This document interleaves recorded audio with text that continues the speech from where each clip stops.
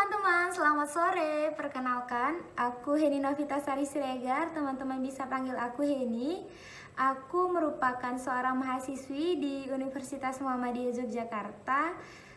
Aku juga merupakan seorang finalis Hari Jadi Pemimpin 2019 yang juga merupakan seorang co-founder dari organisasi Rumah Caper dan co-founder dari platform @happyteenagers.id.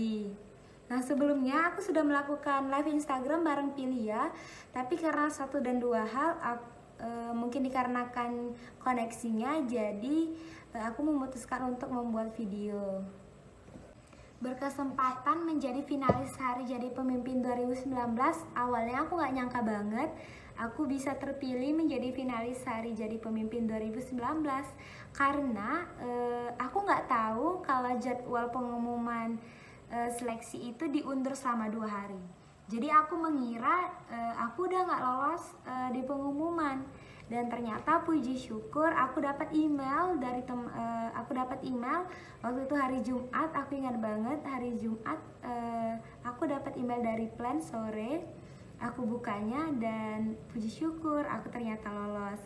Ketemu sama teman-teman, ketemu sama 12 anak hebat dari seluruh Indonesia, dari berbagai provinsi yang ada di Indonesia, mulai dari Bengkulu, Riau, NTT, Sulawesi, Magelang, Bogor.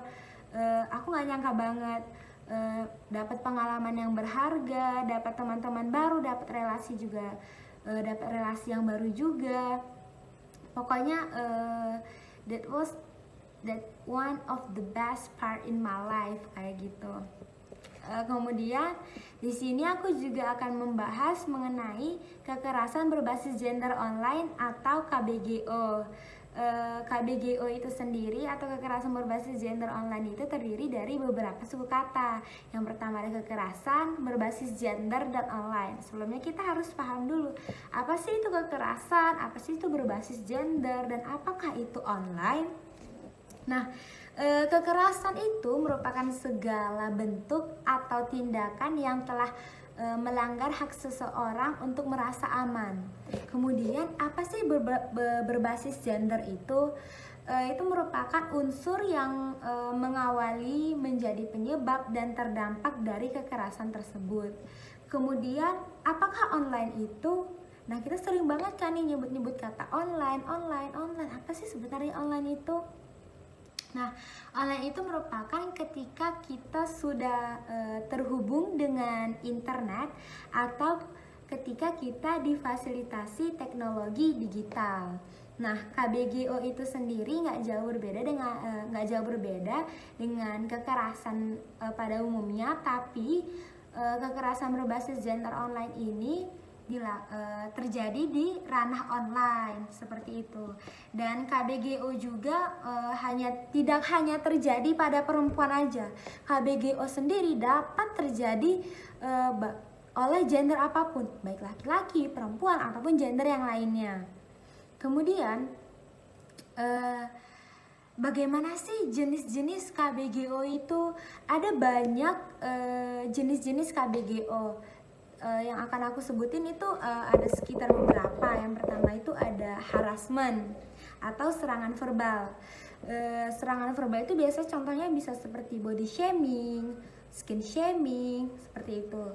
Kemudian ada peretasan. Peretasan itu biasanya berbicara mengenai penyadapan, entah email yang disadap, atau lokasi kita yang terpantau, atau juga chat kita yang bisa dilihat oleh orang tertentu. Nah, biasanya nih mereka yang memiliki hubungan tertentu atau mereka yang memiliki sifat apa ya kita bilangnya, posesif. Ada aplikasi yang dapat diinstal dan di uninstall di HP kita yang dapat melihat atau memantau kegiatan-kegiatan kita. Nah, kemudian ada juga doxing, ada pemalsuan profil. Nah, aku lihat nih sekarang banyak banget terjadi pemalsuan profil. Entah itu Instagram kah yang dipalsukan, atau Twitter, dan berbagai platform lainnya.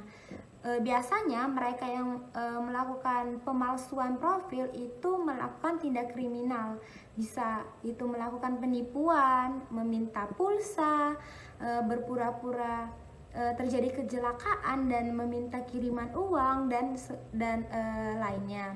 Kemudian ada pencemaran nama baik, ada juga tindakan pornografi, dan ada jenis KBGO yaitu mengenai penyebaran foto atau video intim tanpa konsen.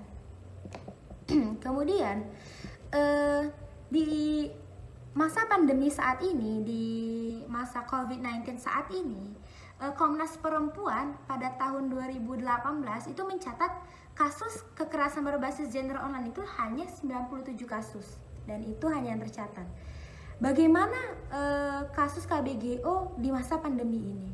Kasus KBGO di masa pandemi COVID-19 ini naik menjadi 300 kasus, 300% kasus, dan itu menjadi sekitar 280 kasus, 281 kasus.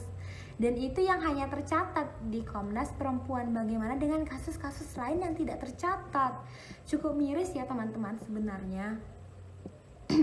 Kemudian berbicara mengenai KBGO, apa sih yang kita perlukan untuk menangani KBGO itu, atau bagaimana cara kita untuk mewaspadai diri kita agar tidak terkena kekerasan berbasis gender online tersebut? Yang pertama yang bisa kita lakukan itu adalah kita harus tahu dan kita harus menjaga mengenai privasi kita. Apa sih privasi yang dapat kita jaga? Yang pertama itu ada mengenai data pribadi yang menyangkut nama, alamat, usia, pekerjaan, agama, status, dan data-data pribadi ya, data-data pribadi lainnya. Apakah kita merasa nyaman dan nyamankah ketika kita membagikan itu? Kita harus tahu mengenai itu. Kemudian yaitu ada concern. Concern itu atau kita bisa menyebutnya dengan kesepakatan. Ada free, apakah kita bebas untuk berbagi. Contohnya saja foto yang kita upload di media sosial atau di platform online lainnya. Apakah kita merasa foto tersebut bebas untuk dibagikan dan kita merasa aman dan nyaman apabila foto tersebut di-re-upload oleh pihak-pihak tertentu. Kemudian responsibel, kemudian ada diinformasikan. Kita juga sebenarnya harus diinformasikan ketika seseorang ingin mengambil foto atau video kita. Kemudian enthusiastic, apakah kita dalam posisi tidak terintimidasi, tidak dimanipulasi. Kemudian ada spesifik. Kemudian yang harus kita pahami lagi untuk kita mencegah dari kekerasan berbasis gender online, yaitu ada ekosistem dunia digital. Kita harus paham bagaimana sih data kita itu mengalir di dunia digital. Apakah kita memiliki ruang privacy, ruang publik yang aman, dan bagaimana sih karakteristik di dunia digital tersebut. Teman-teman perlu diingat bahwa ketika kita sudah menggunakan